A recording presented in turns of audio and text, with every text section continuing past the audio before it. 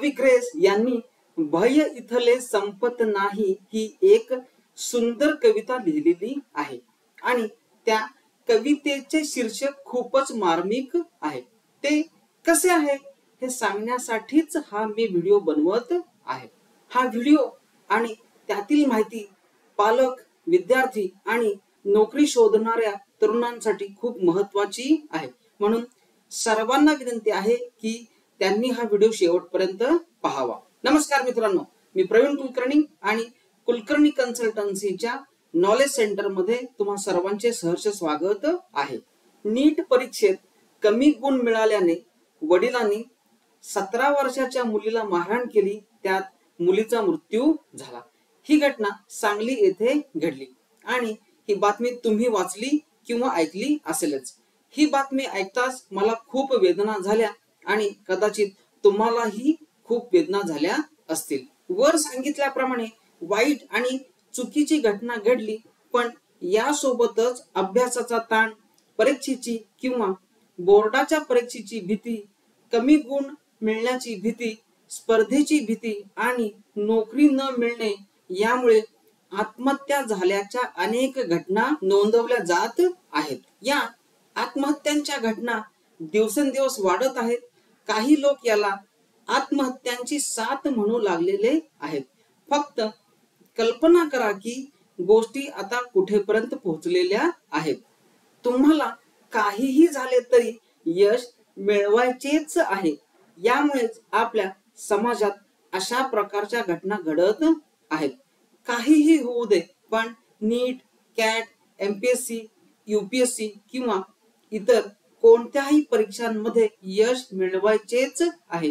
हे इतके धोकादायक बनले आहे की त्याचा विद्यार्थी आणि पालकांच्या जीवनावर, आरोग्यावर आणि आनंदावर परिणाम होत आहे। आपण ज्याला यश म्हणतो ते थेट पैशाशी जोडले गेलेले आहे।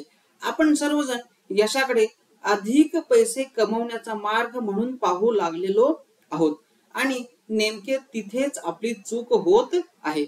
अधिक पैसा म्हणजे अधिक आनंदी जीवन ही लोकांची आणि समाजाची मानसिकता बनलेली आहे। जास्त पैसे असणे किंवा जास्त पैसे कमवणे आयुष्यात खूप काही आणत असेल, पण ते खरोखरच आयुष्यात अधिक आनंद आणत आहे का, आपल्याला ते काळजीपूर्वक तपासण्याची गरज आहे। आनंद ही मनाची अवस्था आहे आणि कदाचित गोष्टी तुम्हाला काही काळासाठी आनंद देत असतील, पण आयुष्यभर त्या पुरणार नाहीत आणि आनंद देणार नाहीत। हे सर्व पाहिल्यानंतर आणि त्याचे योग्य असे विश्लेषण केल्यानंतर माझ्याकडे सर्वांना सांगण्यासाठी काही गोष्टी आहेत। त्या गोष्टी आपण एक एक करून पाहू। विद्यार्थी मित्रांनो, कृपया परीक्षेचा ताण घेऊ नका। स्पर्धा परीक्षांची ही काळजी जास्त करू नका। कोणताही पेपर आणि परीक्षा तुमची क्षमता ठरवू शकत नाही किंवा सांगू शकत नाही। आयुष्य हे इतर कोणत्याही गोष्टींपेक्षा जास्त मौल्यवान आहे। स्वतःला जाणून समजून घेण्याचा प्रयत्न करा। तुमची कौशल्ये ओळखा, तुमची स्वतःची प्रतिभा बाहेर जगासमोर आणा। स्वतःला वेळ द्या, सराव करा, लक्ष केंद्रित करा आणि ध्येय साध्य करा। सकारात्मक विचार करा आणि नकारात्मक गोष्टी टाळा।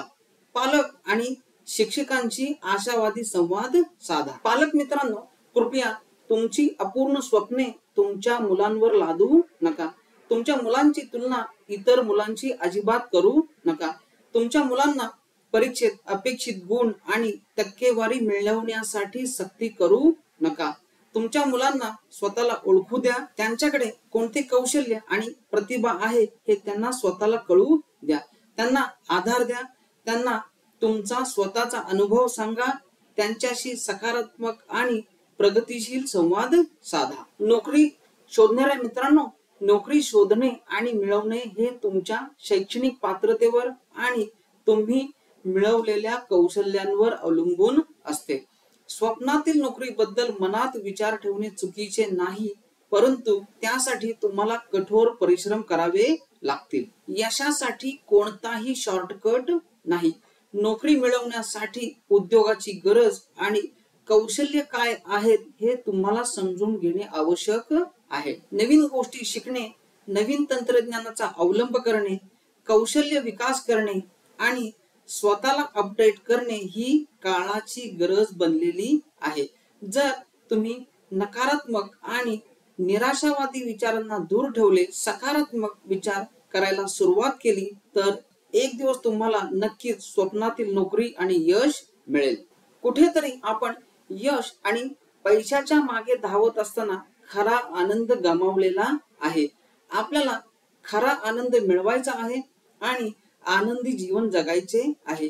माझ्या मते ते आजकाल सर्वांसाठी एक नवीन ध्येय बनलेले आहे. या धावपळीच्या दैनंदिन जीवनात आपल्याला अशा व्यक्तीची गरज आहे जो आपल्याला समजून घेऊ शकेल, मार्गदर्शन करू शकेल, सल्ला देऊ शकेल, ध्येयांकडे आणि आनंदाकडे मार्ग दाखवू शकेल. आयुष्यात सल्लागार, जीवन प्रशिक्षक आणि मार्गदर्शक असणे ही जीवनाची गरज बनलेली आहे. त्या संदर्भात ते महत्वाची भूमिका बजावतात देखील.